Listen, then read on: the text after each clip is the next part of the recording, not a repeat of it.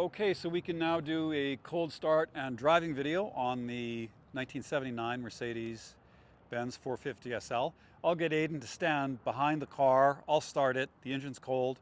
We'll look for what comes out of the exhaust or what doesn't come out of the exhaust.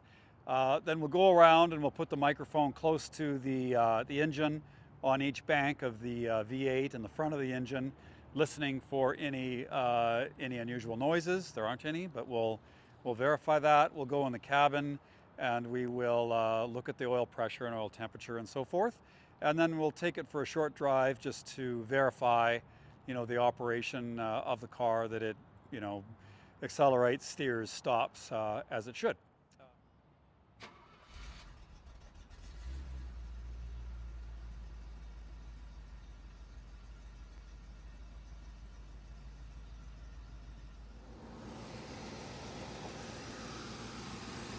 And I'll just put it on the left-hand side of the engine here.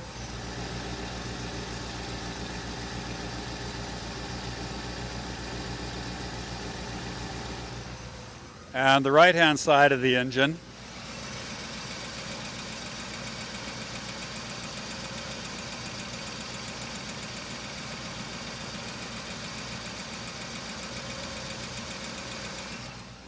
And the front of the engine.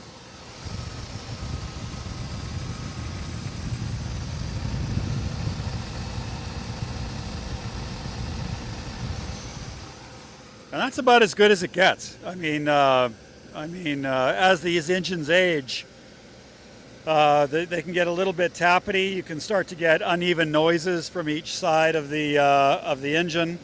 The bearings can go in some of the ancillaries. The alternator or the water pump or the power steering pump. There can be various, sort of squeaking noises or whatever. Most seriously, I guess, is that on the front of the engine there is a timing chain, and if the timing chain guides are broken, or if the tensioner isn't working properly, you can get a slapping noise. And so this car doesn't do that at all. So it actually behaves perfectly, and the engine is extremely quiet, and there is basically absolutely nothing that I can ascertain that even begins to suggest that there is some wear. And at 80,000 kilometers on one of these M117 engines, you kind of don't expect it to be.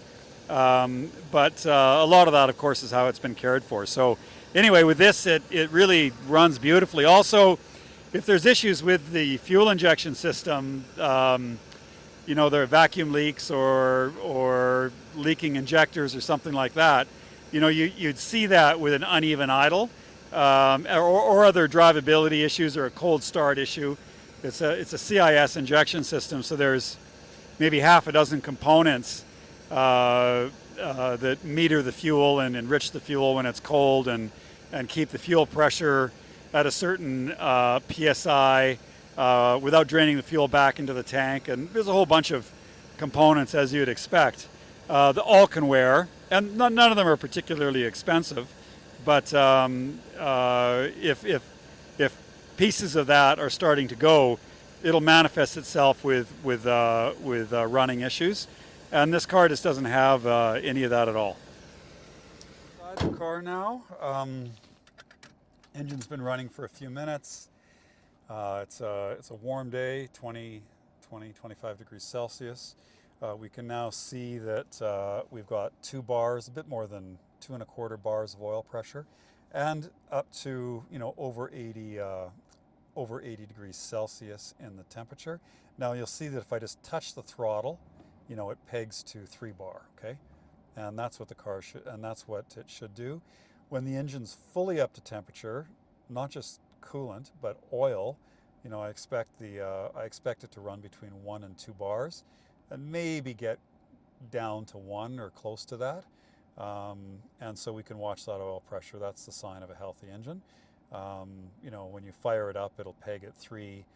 When it warms up fully, it might settle between 1 and 2 somewhere, maybe closer to 1. But then the instant you give it any throttle, it'll peg at 3 bar again. We can look at the tach. and we can see that the idle is steady at around 750 RPM, and that is exactly where it should be. Okay, so we've got the wipers that work on the 2 speeds, but for whatever reason I can hear the washer pump squirter pump going, and I know there's fluid in the reservoir but nothing squirting out. So there is an issue with that. Like I said, the pump is working, so presumably something's clogged up in the hoses for the windshield squirters, so that can happen. We know also that this blows cool, and when I hit the various buttons on the climate control, I know that it's adjusting the flaps and the fan speed and so on. So this unit here, this electronic climate control unit, is functioning. However, it doesn't seem to be responsive to the temperature wheel, and because it's always blowing kind of cool air, and that, as I've mentioned earlier, I'm almost certain is a problem in the climate control servo, which is that box on the other side of the firewall in the engine bay, which in the engine bay section I've identified. Okay, so let's put this in gear and go for a drive. I know the shifter bushings were one thing that was recently done in this car, and certainly the gear selector is crisp. The steering boxes are something to watch in these cars because it's expensive and they'll all go at some point, but this one actually feels good.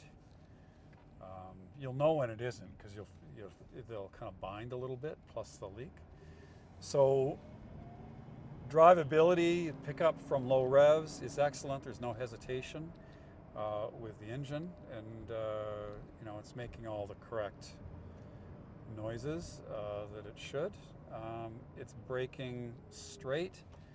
There's no pulsation from the brake discs or any sort of other noises.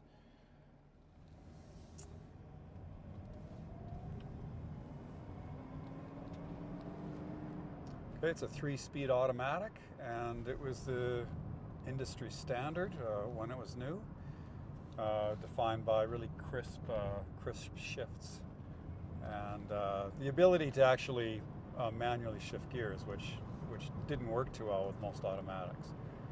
Okay, so the car is tracking straight, and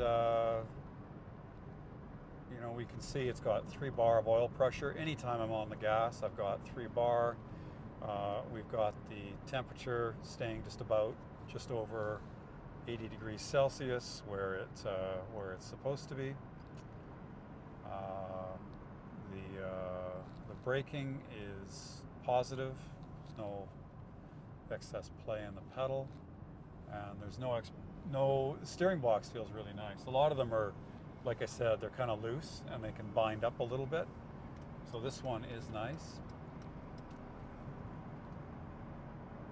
It's got a built-in kind of sneeze factor, so it's it's designed to move around a little bit, but suspension feels good. There's no clunks or any other. This isn't a great road either, so it feels tight and compliant. And there's no undue road noise from the tires. The tires are a little bit old, but they still have lots of tread on them, and but there's no vibration.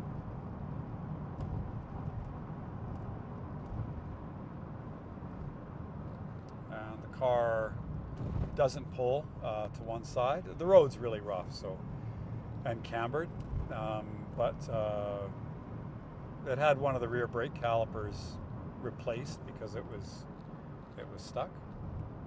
And actually, the car just feels really nice to drive. It feels really tight, like an 80,000 kilometer Mercedes Benz should.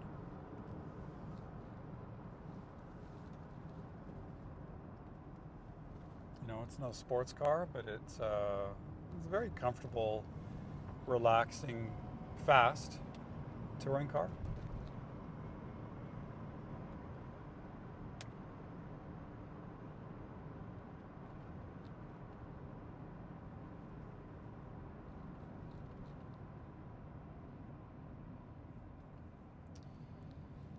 So it's been running for about 10 minutes now, something like that. It's fully up to temperature, at least for coolant. The oil, I'm sure is fully up to temperature. And then we can see, I think I saw about 1.2 bar. It'll peg at 3 anytime I'm on the throttle. It's among the best driving. Certainly, it's the best driving 450 I've ever driven. Let's take it up to 100 kilometers an hour here, and give it some brakes.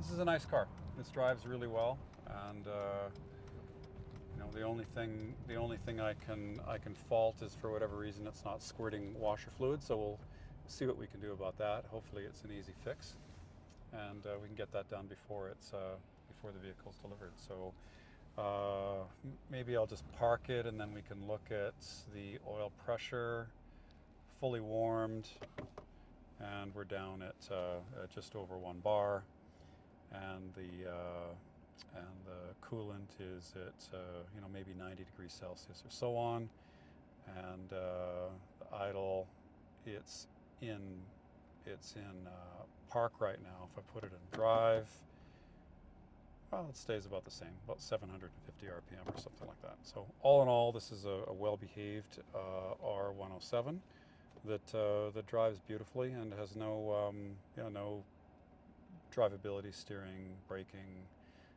suspension issues at all. It's a beautiful car.